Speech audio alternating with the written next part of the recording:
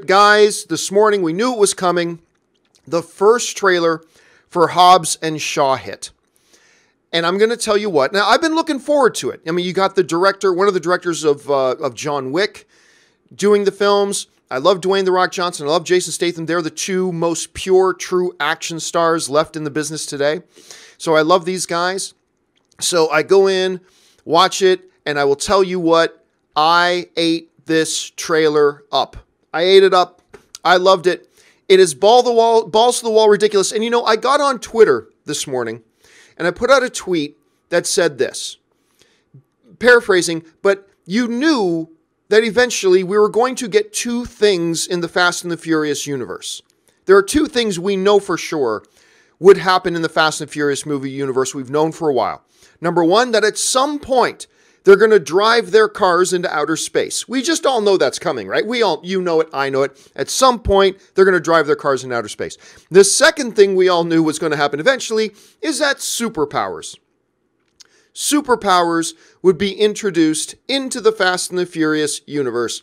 And ladies and gentlemen, they've gotten to number 2 before they got to number 1. Superpowers have come to the Fast and Furious universe before going into space. And there you have it. And I'll tell you what, I love this. I love the dynamic between Statham and Dwayne Johnson in the previous Fast and Furious movie. One of my big gripes with that was they set it up so great, but then we didn't get an awful lot of them together.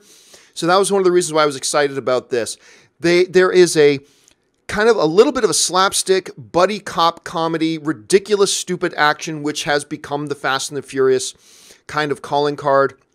I was grinning like an idiot from the start to the finish of this trailer. Just grinning like an idiot. And the fact that you have Idris Elba in there is fantastic. And that whole thing, you knew something was going to happen when the two of these guys are standing and they're getting ready to jump out of the building on 3. 1, 2, 3. You knew one of them wasn't going to jump.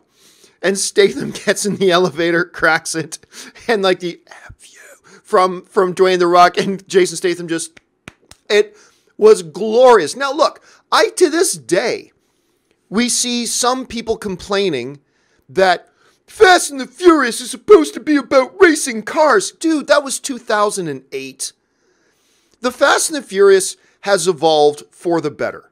The Fast and Furious is no longer, and it hasn't been about just racing cars forever. And the movies have been much better. Like, it's not really since Fast and the Furious 5. Really, Fast and Furious 4 was the last time it was even remotely about car racing. So it's not about that anymore. Get over it. They've moved on from that. And quite frankly, 4, 5, 6, I mean, really 5, but I started liking it 4, but 5, 6, 7, and 8 were all better than 1, 2, 3, and 4. Oh, because I'm not going to lie, I thought 1 through 3 sucked. I did not like Fast and Furious 1 through 3. Didn't like them. Fast and Furious 1 was a blatant, shot-by-shot, completely shameless ripoff of Point Break. It is literally a shot-by-shot, plot point-by-plot point ripoff of Point Break.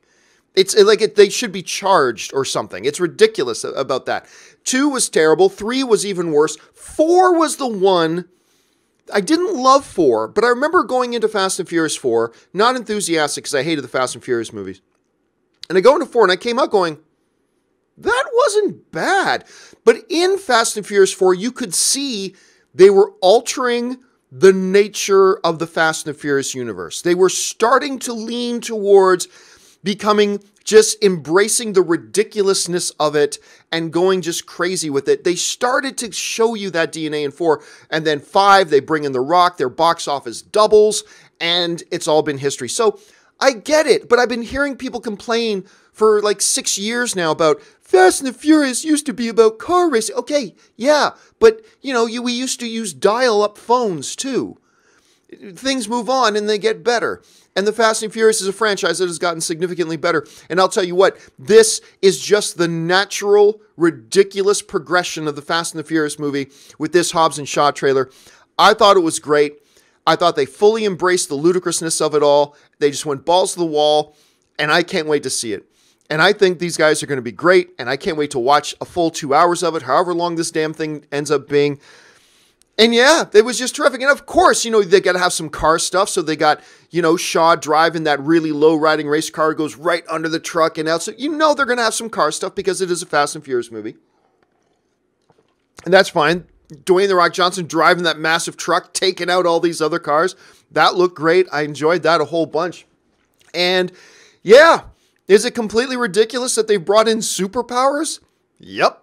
But they had to. You knew they were going to at some point. Here's an interesting thing, though.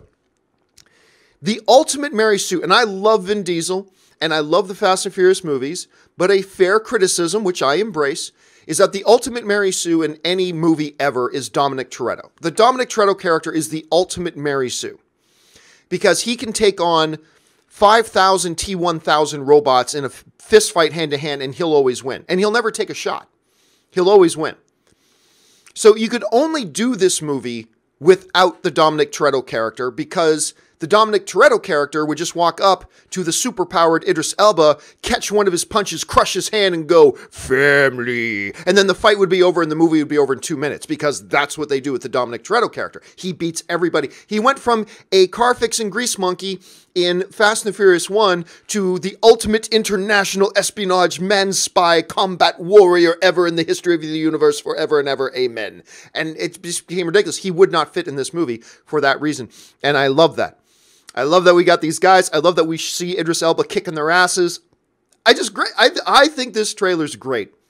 So, and I'm not even talking about the ridiculous, what about Han? Who cares? I'm not even talking about that. This is a great trailer. I enjoyed it immensely. I cannot wait to see this movie. It is just ludicrous, and I love it for that.